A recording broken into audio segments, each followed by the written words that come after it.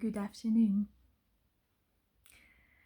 Your thoughts are always interrupting the flow of life, the flow of creation, the flow of your creativity, the flow of energy is your own flow. It doesn't mean it's bad or it's good, it just is. What do I mean by that? Have you ever been like so in flow and everything was so good? It could be in your creative process or simply in life or traveling, whatever it was.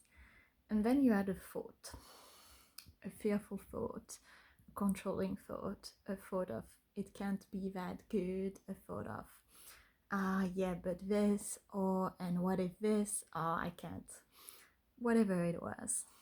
And then the flow stopped by itself, or you stopped the flow, or you didn't carry on going, or you just missed it because the flow kept going and you stopped with a simple thought. This morning I was working on my novel, as every morning, and the flow was good. I was just writing along, and as often I have thoughts popping up. And we need to do a distinction between thoughts and like intuitive wisdom coming through.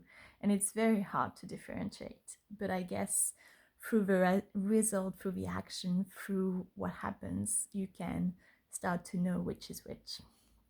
Because an intuitive wisdom or nudge or action is always peaceful and bright and light, whereas a thought from the mind, a controlling thought from the mind, a self-sabotaging thought from the mind, is limiting, fearful, and is not open.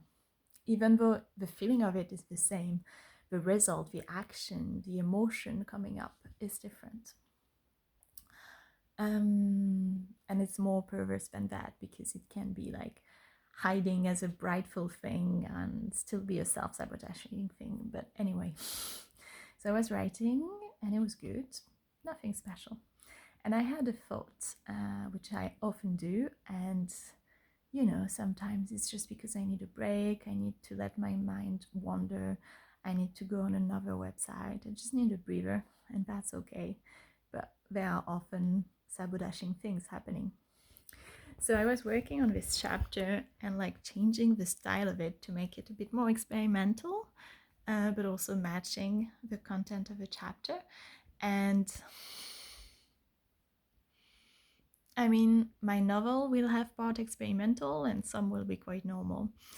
And so the thought I had was, oh, I should go check on Goodreads the reviews that my friend got for her new book. And this thought, I've had it in many other instances and forms, like, oh, I should go what this person is doing, or oh, I should check out that book, or I should check out the reviews for that famous writers, blah, blah, blah. Any form, I should go on Facebook, I should check so-and-so profiles. It takes many different forms. So on I went, because I thought, well, why not?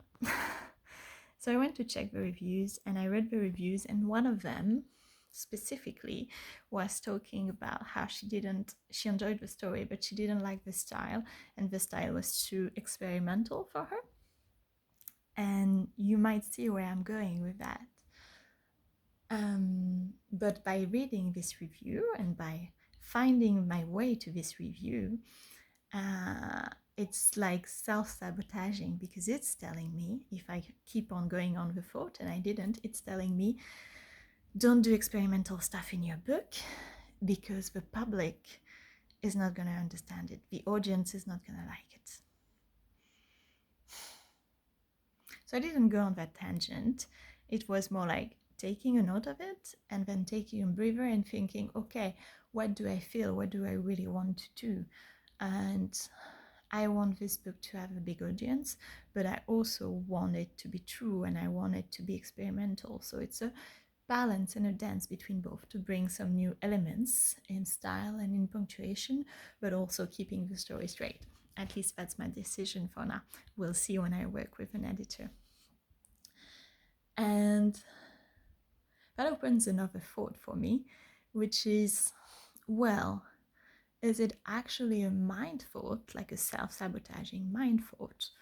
Or is there a duality of it that it could be from the intuition confronting me to that again, and seeing that I'm okay, seeing that I'm not going on tangents, that I'm not self-sabotaging, and that I'm taking the wisdom from it.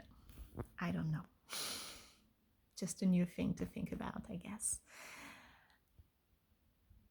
But yes, a thought is interrupting the flow. As soon as you have a thought, you're not in flow anymore, because when you are in flow, whether creatively or in life, you don't think about it.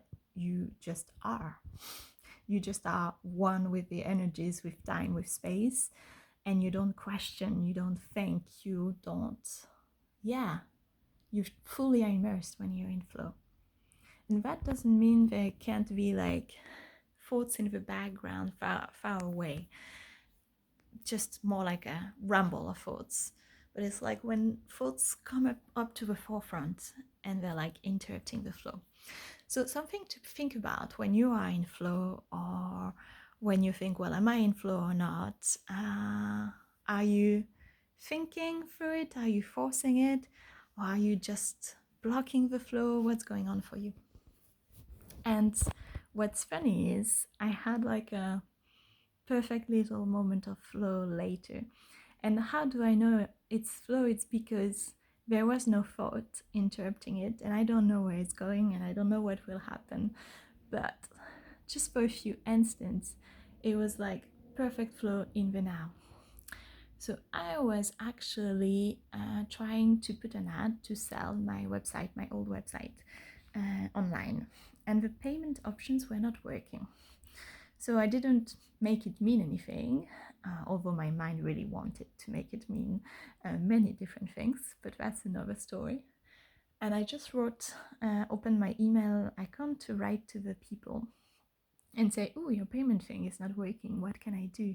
And at the exact same time, I received an email from someone I had reached out to yesterday about closing an account.